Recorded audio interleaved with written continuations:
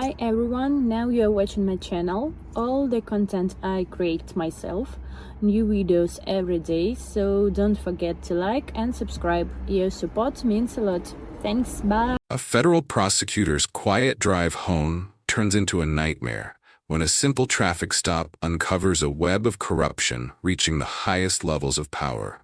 Betrayal, danger, and one man's fight for justice collide in a story that will leave you breathless. Hit follow, relax, and listen as the truth unfolds. If this story moves you, drop a comment and share it with friends to keep the conversation alive. Malcolm Reed tapped his fingers on the steering wheel, humming softly to the blues playing low through the Tesla's speakers. The leather still carried that subtle new car scent he loved, a quiet reminder of how far he'd come. Maple Ridge Drive stretched ahead, lined with trimmed hedges and sprawling brick homes that seemed to glow under the warm Georgia evening. It wasn't just another street. For Malcolm, it was a symbol of years of sacrifice and work, the culmination of a career built on fighting for justice in courtrooms across the state. He allowed himself a small smile, the rare kind that came when pride mingled with peace. That moment shattered when red and blue lights flared in his rearview mirror, cutting through the dusk like a warning shot. Malcolm's brow furrowed as he eased the Tesla to the curb. He'd been under the speed limit, fully stopped at every sign. His mind flipped through every possible reason for the stop and came up empty. The whir of the cruiser's engine idled behind him as a tall, broad-shouldered officer approached, hand resting casually but firmly on his holster. "License and registration," Officer Travis Cole demanded, his tone clipped, professional, but with an edge that made Malcolm's stomach knot. "Of course," Malcolm replied, voice steady as he reached for his wallet in the center console. "May I ask what the problem is, officer?" Cole didn't answer, snatching the documents and scanning them with narrowed eyes before looking back at Malcolm. "Step out of the vehicle, sir." The words hit like a punch. "Excuse me?" Malcolm said, confusion sliding toward disbelief. "I don't understand what's going on." Cole's stance hardened. "Out of the vehicle. Now." His hand shifted slightly closer to his sidearm. Malcolm's heart thudded once hard, but his voice stayed calm. "Officer, I'm Malcolm Reed. I'm a federal prosecutor. This is my car. I live just down the street. There must be some mistake." Cole's lip curled into something halfway between a scoff and a smirk. "A likely story. Out. Don't make me ask again." Slowly, deliberately, Malcolm opened the door and stepped onto the pavement. He felt the weight of unseen eyes, the neighbors behind curtains, the quiet judgment of a world ready to believe the worst of him without knowing a thing. Shame and anger burned low in his chest, but years in court had taught him composure was its own kind of weapon. "Turn around. Hands on the car," Cole barked. "This is completely unnecessary," Malcolm said, even as he complied, palms flat on the cool metal. "I've done nothing wrong." Cole's pat-down was rough, impersonal, like he was checking a suspect instead of a man walking distance from his own home. "We've had reports of car thefts in the area. This vehicle matches the description of one stolen last week." Malcolm clenched his jaw. "I can assure you this car isn't stolen. I purchased it 3 days ago. If you'd just let me explain." "Save it for the station." Cole cut him off, reaching toward his cuffs. The metallic click of the handcuffs unlocking hung heavy in the air. Malcolm felt the weight of a history that wasn't just his pressing down on his shoulders. Generations of assumptions and injustice condensed into this one moment. His voice, when it came, was steady, deliberate. "Officer Cole," he said, "before you do something you'll regret, I strongly suggest you call your supervisor. I promise they'll want to know you're about to arrest a federal prosecutor without probable cause." Cole hesitated, the certainty in his stance faltering. "You expect me to believe you're a prosecutor?" "I expect you," Malcolm replied, meeting his eyes, "to do your job properly, which includes verifying my identity before making a wrongful arrest. Call your supervisor, now." Something in his tone cut through the tension. Cole stepped back, his confidence wavering as he reached for his radio, the weight of the moment settling over the quiet suburban street. The next morning, Malcolm sat at his kitchen table, a mug of coffee cooling untouched beside a folder he had opened more times than he could count. Officer Travis Cole's name sat on the top of the report from the previous night, neat and impersonal in black ink. But Malcolm couldn't stop replaying the look in the officer's eyes when doubt had finally cracked through his certainty. He'd seen that look before, not in cops, but in jurors, the split second when everything they thought they knew shifted. That was where change started. Instead of filing a formal complaint or calling in favors to make a public example out of Cole, Malcolm found himself drafting something else entirely, a proposal. When Captain Reynolds from the precinct arrived at his house later that day to apologize in person, Malcolm laid the folder on the table between them. "I don't want his badge," Malcolm said quietly. "That won't fix anything." Reynolds looked wary. "Then what do you want?" Malcolm leaned back, his voice calm but firm. "I want him to see what I see. I want Officer Cole to spend a week shadowing me in court, sitting through hearings, sentencing, voir dire. I want him to witness the weight of bias when it walks into a courtroom in plain sight. And in return, I want my prosecutors spending a week riding with your officers, seeing the streets from their perspective." Reynolds blinked, clearly thrown. "You're suggesting an exchange program between the bench and the patrol car?" "I'm suggesting," Malcolm said, "that we stop talking about bridging the gap between law enforcement and the justice system and actually do it." The captain hesitated, rubbing the back of his neck. "There'll be pushback. The union, the DA's office." "There's always pushback," Malcolm cut in gently. "That doesn't make it the wrong thing to do." Reynolds studied him for a long moment before nodding slowly. "I'll bring it to the chief." When Officer Cole was called into the room, still stiff with residual shame, Malcolm turned to him directly. "I'm not interested in punishment, officer. I'm interested in understanding. You'll spend a week in my courtroom. No badge, no uniform, just your eyes and ears. You'll see what it looks like when a system tilts without meaning to."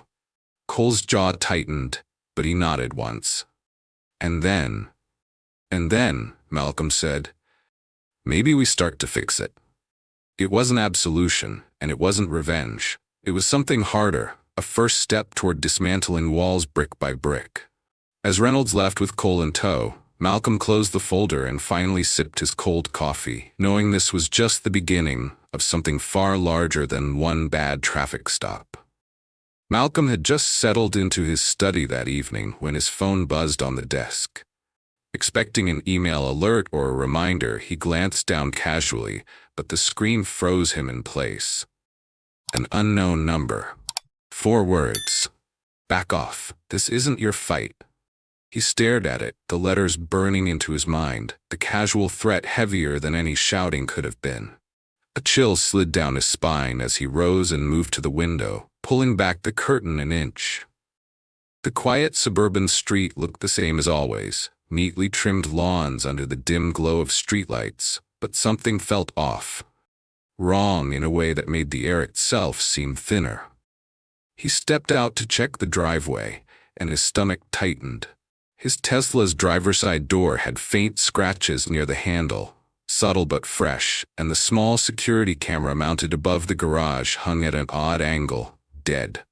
Whoever sent the message had been close, too close. Malcolm went back inside, locking the door with deliberate calm. Panic would only make him sloppy. He picked up his phone and scrolled to a number he hadn't used in months.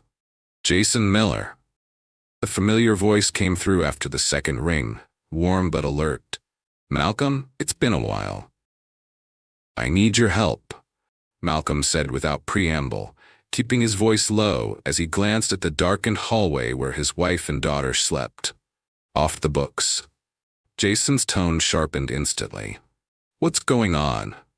Malcolm relayed the traffic stop, the proposal to the captain, and finally the message now sitting like a live wire on his phone. Jason, someone's making this more than it should be. I need you to dig. Quietly. Jason didn't hesitate. Send me the number. I'll trace what I can. And Malcolm, watch yourself. If they're willing to get that close, this isn't some random crank. After hanging up, Malcolm sat in the dim light of his study, the weight of the day pressing down hard.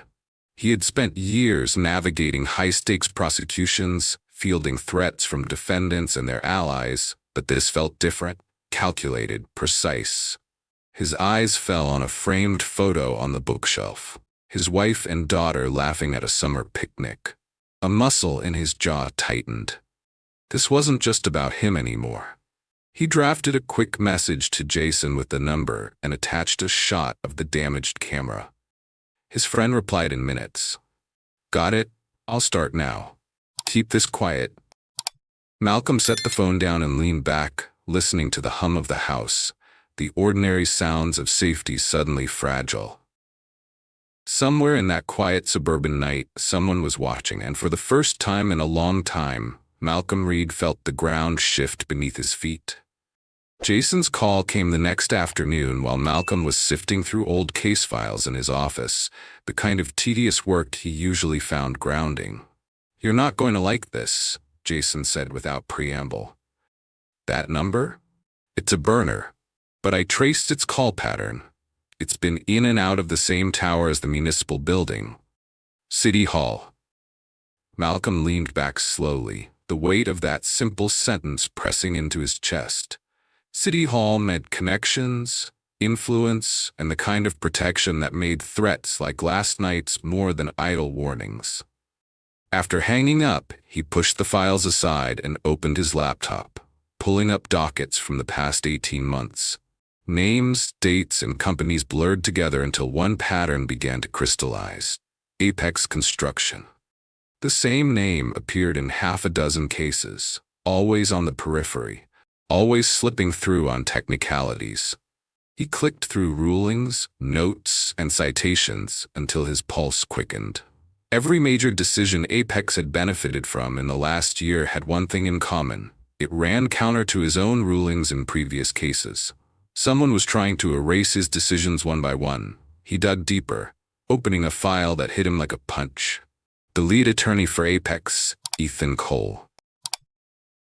Malcolm sat back, staring at the name as memories flickered. Late nights in law school debating ethics, swearing they'd change the world together. They had stood shoulder to shoulder at each other's weddings.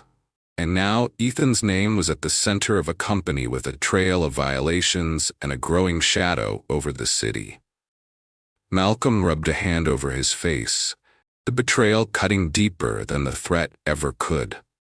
He grabbed his phone and scrolled to Ethan's contact, thumb hovering over the call button before he forced himself to set it down. This wasn't a conversation for the phone. Pulling the Apex files together, Malcolm highlighted dates that lined up with City Hall votes and internal police memos he'd flagged months ago. The connections were thin but undeniable, a web tying Apex to municipal contracts, to favorable zoning rulings, and, if Jason was right, to someone high enough to weaponize a traffic stop. His phone buzzed with a new message. It was Jason again. You were right. I found internal chatter. Someone's leaning on PD brass. Not sure who yet, but Apex is in the mix.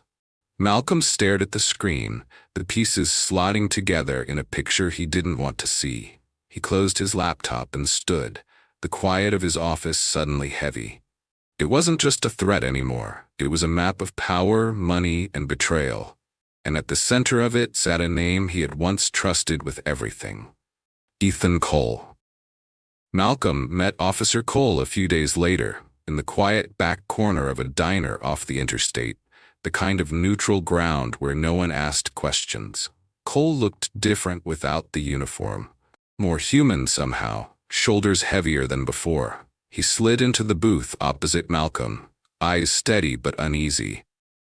I've been thinking about what you said, he began, his voice lower than usual. That courtroom? Sitting there, listening to case after case, seeing how fast a person's life can tilt because of one assumption, it got to me. Malcolm studied him carefully. You saw the weight, Cole nodded once, and I saw how many of those assumptions start with us. He exhaled, leaning forward. Look, I can't undo what happened, but I can help you. Something's going on inside the department. Orders are coming down that don't make sense, patrol patterns changing without explanation. I've heard Apex mentioned more than once. Malcolm felt a flicker of something between relief and dread. You're sure? Cole gave a humorless half-smile. You don't forget hearing that name after the week I've had. Malcolm glanced around the diner before lowering his voice. Then you're in this now. Jason Miller's working the other end. We're building a case, but we need more than suspicion. We need records, transfers, anything that ties Apex to the department. Cole hesitated only a moment before nodding. I can get into the internal shift logs, maybe even the off-the-books dispatches. It'll raise flags if I'm caught. It's worth the risk, Malcolm said quietly. If they're this deep, waiting won't save us. For the first time, Cole met his gaze without the wall of defensiveness that had been there since the night of the stop. You really think we can pull this off? Malcolm didn't look away. I think if we don't try, no one else will. Cole sat back, the decision settling over him like armor. Then, let's do it. When Jason joined them later that night in Malcolm's study, the three men hunched over a growing stack of files and notes, an unlikely alliance forged out of one bad stop and a shared realization. The lines were starting to connect. Apex, City Hall, the department. It wasn't enough yet, but it was the beginning of a map. Malcolm looked at the two of them, one a cop who'd made the wrong call, one a detective who'd seen too much, and felt the first true spark of hope. This was bigger than all of them, and now, finally, they weren't alone. The first sign that the walls were closing in came on a rainy Thursday evening. Malcolm's wife Dana called him from the car, her voice shaky in a way he'd never heard. Somebody almost hit me, she said, trying to sound calm but failing. It wasn't an accident, Mal. They came out of nowhere at the intersection and swerved at the last second. Black SUV, no plates. Malcolm's grip tightened around the phone until his knuckles ached. Are you hurt? No, she whispered, but our daughter was in the back seat. He closed his eyes for a beat, the sound of rain tapping the window suddenly deafening. Get home. Now, take the side streets and don't stop for anything. He stayed on the line until he heard the garage door rumble shut behind her car, only then letting the breath out of his lungs. When Jason arrived 20 minutes later, Malcolm was pacing the kitchen, every muscle in his body wound tight. It's them, Jason said without being told. They're escalating. Malcolm glanced toward the hallway where his daughter's small pink backpack lay discarded. They put her in the car, he said softly, like saying it too loud would make it more real. Officer Cole showed up an hour later, rain still clinging to his jacket. Words buzzing in the department, he said grimly. Some of the higher-ups are on edge. Whatever you're digging at, you're close. Malcolm turned to him, his voice low and hard. They went after my family. Cole's jaw clenched. Then it's not just pressure anymore. It's a warning. Malcolm walked to the study and pulled the files they'd been compiling off the desk, spreading them across the table like a battle map. No, he said, more to himself than to them. Warnings are meant to scare you into backing down. This tells me we're on the right trail. Jason looked at him, eyes sharp. Then we move. Now, no more waiting for the perfect shot. We get what we can and get it to the Attorney General's office before they try again. Malcolm's gaze fell on Dana standing in the doorway, her face pale but steady. Are you sure about this? She asked quietly. He walked over, taking her hand. If they're willing to risk hurting you, hurting her, it means what we're trying to expose matters. I can't walk away now. She nodded once, a tear sliding down her cheek. Then you finish it. That night, the three of them worked until dawn. Cross-referencing dispatch logs Cole had smuggled out with financial records Jason had uncovered. A pattern emerged. Unauthorized patrol reallocations circling every Apex property under review, shell companies funneling money to officers who signed off on security assessments. It was the proof they'd been waiting for, but it came wrapped in the realization that they had crossed a line they couldn't step back from. Malcolm looked at the stack of evidence, then at the two men who had thrown in with him. "Tomorrow," he said quietly, "we take this to the Attorney General." Outside, the storm eased, but inside the weight of what lay ahead pressed down heavier than ever. They left before sunrise, the city still half asleep under a gray morning sky. Jason drove, Malcolm in the passenger seat clutching the folder of evidence like it was a lifeline. Cole sat in the back, eyes scanning every car that passed them. They were halfway to the Attorney General's office when the first unmarked sedan slid into the lane behind them, followed by another at the next intersection. Jason's knuckles whitened on the wheel. "We've got a tail." Malcolm's chest tightened. "Stay steady.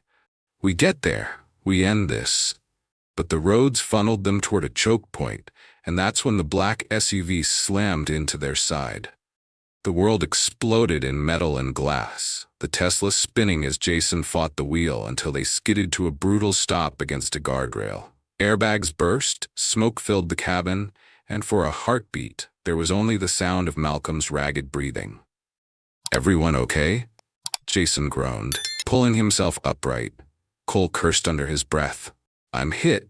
Not bad, but we can't stay."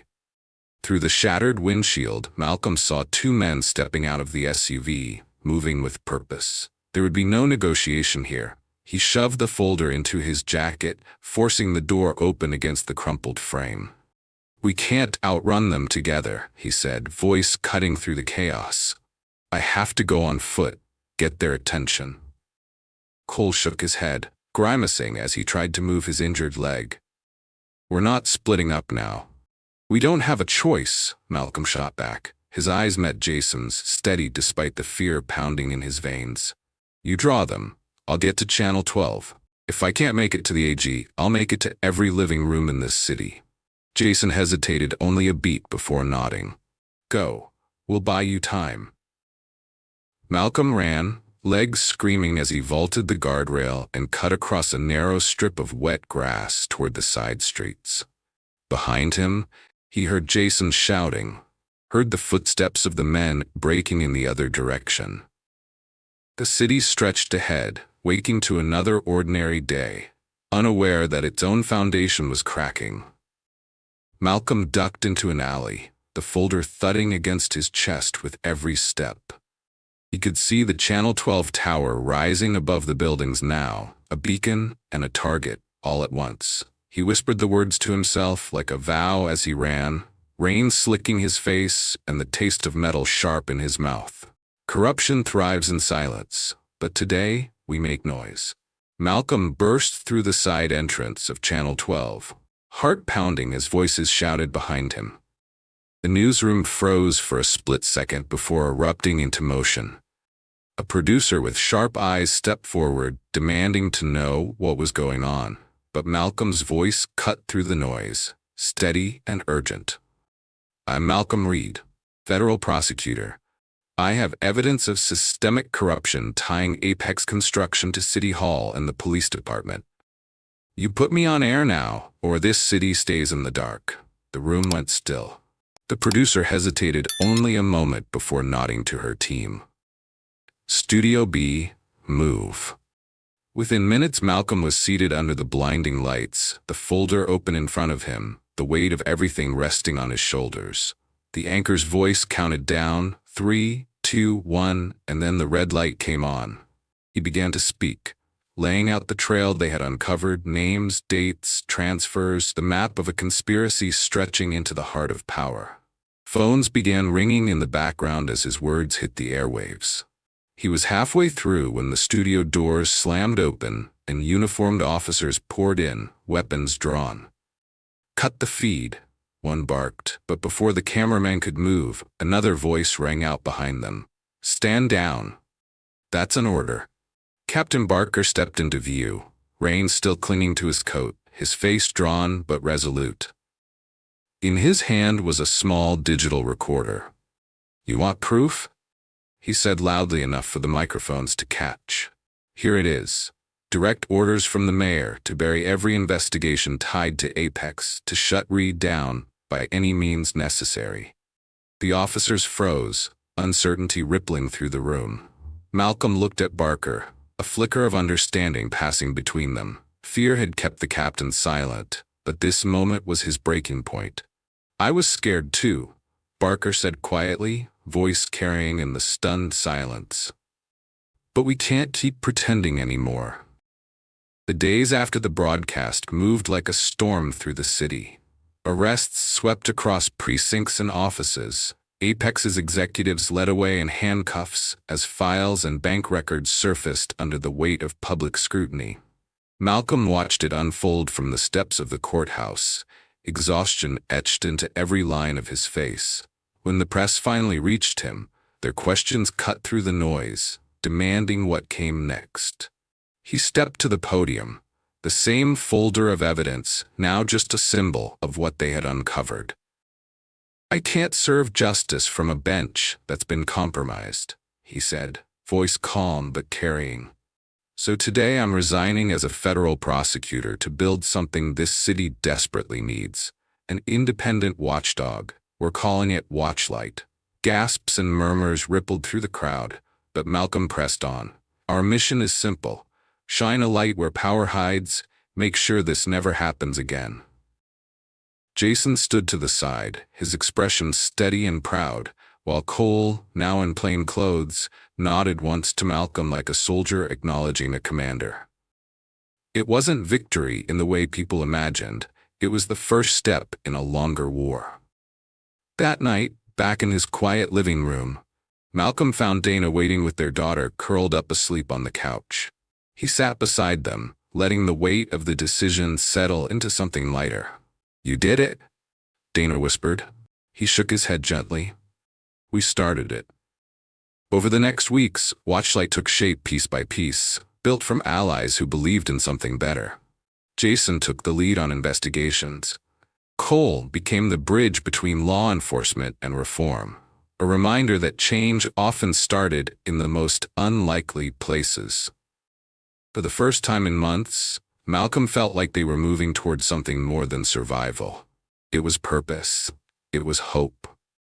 1 year later, the echo of that night still lingered, though the city felt different now, lighter in ways that couldn't be measured in headlines. Malcolm stood at the witness table inside the congressional hearing room, rows of cameras and lawmakers' faces turned toward him. The seal of the United States loomed behind the dais, a reminder of how far this had reached. He adjusted the microphone, his voice steady. "Accountability cannot be a reaction. It has to be a foundation. What we exposed in Georgia wasn't an anomaly. It was a symptom. Watchlight exists because people deserve to know the walls meant to protect them aren't hiding cracks." The room was silent, except for the soft scratching of pens. As he stepped down from the table after hours of testimony, Jason clapped his shoulder, and Cole gave a quiet nod from the back row, his presence a small anchor in the sea of politics. Outside the hearing, a familiar envelope waited among the stack of letters his team had brought. The handwriting was small and careful.